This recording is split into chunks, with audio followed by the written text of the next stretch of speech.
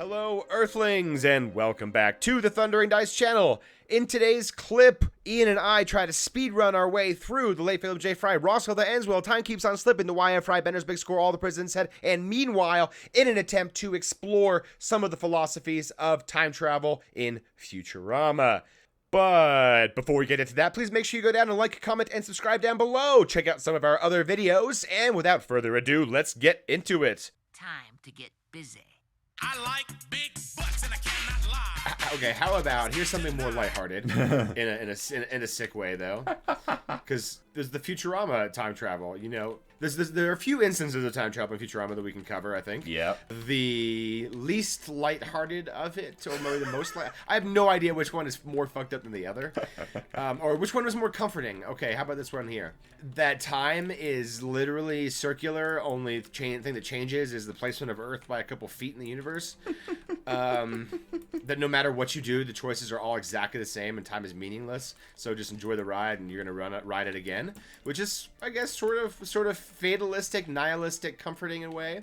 Or the other episode where it turns out that a certain character is actually his own grandfather, but that actually matters to the future of the universe. It had to happen so that he could save the universe, not once but twice. So, which one are we talking about? First. Well, technically they don't exist outside of each other since the universe is just a cycle. Yes. He is destined to do this over and over and over again. And Bender is also involved in that. The whole movie, Bender's Big Score, is all about his time travel shenanigans, and he steals a bunch of shit and kills some people. And yeah, there's some implications that stuff gets messed up a little bit, but nothing really comes of it. Oh, and the episode All the President's Heads, where they use ground opaline, whatever, magic voodoo to time travel back around and to fix mistakes they make in colonial America's past, which is really funny. Because of Farnsworth the Ancestor. Yeah, exactly. Okay, well, all of these episodes all three of the episodes that you just mentioned are incredibly well written and really funny and all purpose made for the story to happen. So I'm all fine with all three episodes. My time travel rules and hatred always get, let's just say, blended, morphed, changed, blocked, and or abandoned completely when anime is involved. For some reason, I can divorce my irrational hatred of time travel. Animation, not specifically anime, but just animation. Oh, did I say anime? I meant animation. Yeah. Okay, yeah, well, yeah, okay, with animation, yeah, like, so long as it's not live action, I can deal with time travel pretty well. But it has to be well written, too. I don't like shittily executed stories. That's like the bane of my existence. But like all those three episodes are incredibly well written, shit like that. I mean, like I would say the time just continuously being a circle, and they go through multiple times to try to kill Hitler Bring a few around times again. and just like, oh no, I hit Winston Churchill.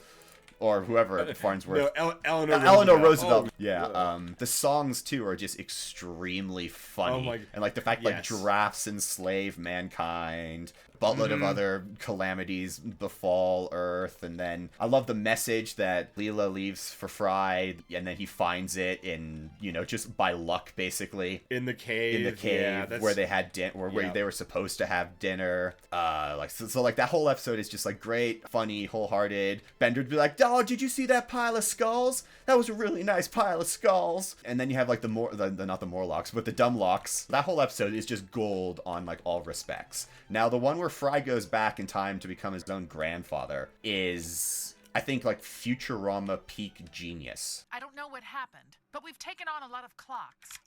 Let's get back home. Roswell that ends well. Like, I seriously think that might be...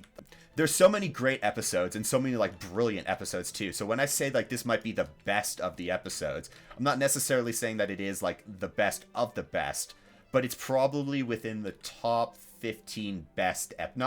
top 10 best episodes, It all stems... I mean, it's brilliant, because it starts with, Fry making popcorn, for fuck's sake. What tastes like blue?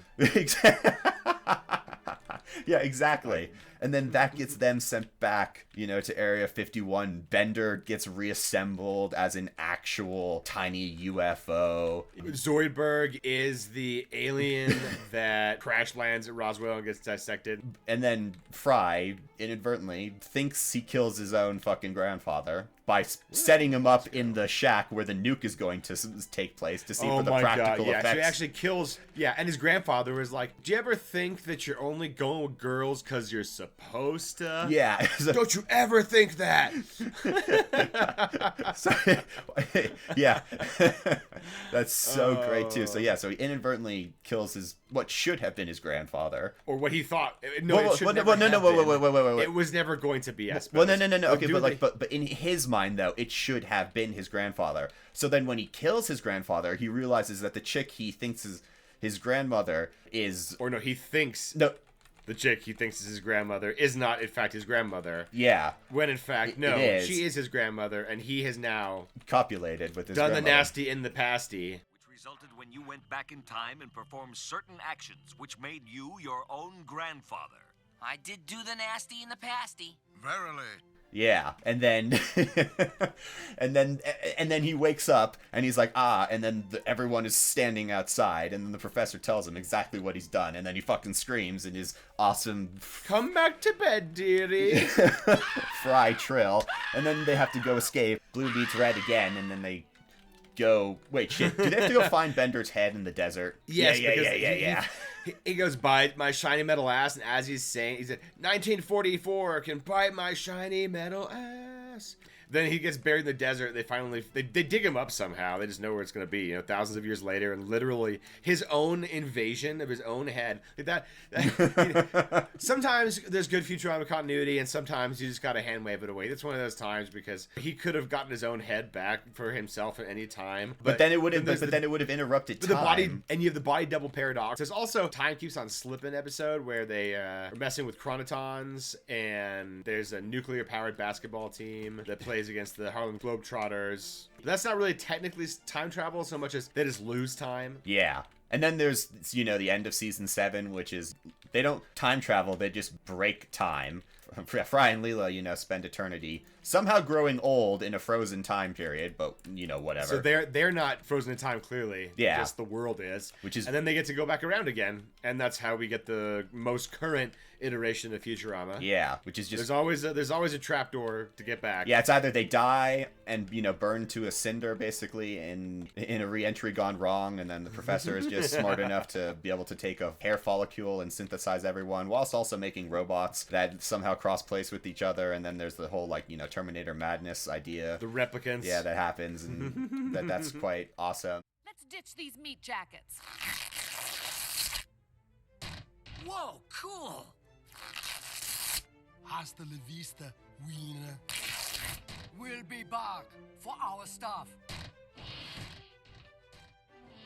Hey, you made it to the end of the video. Make sure you like, comment, and subscribe down below. And in the immortal words of Fry, no, I'm doesn't.